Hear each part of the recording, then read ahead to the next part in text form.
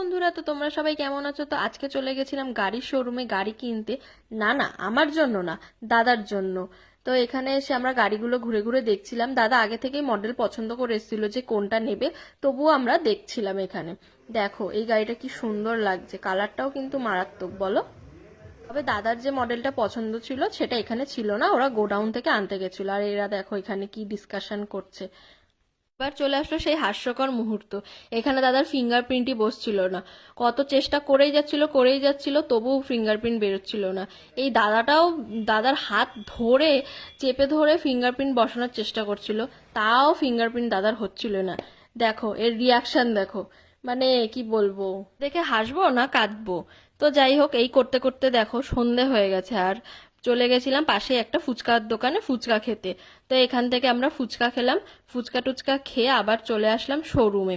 আমার একটা কাজ পড়ে গেছিল, তাই আমার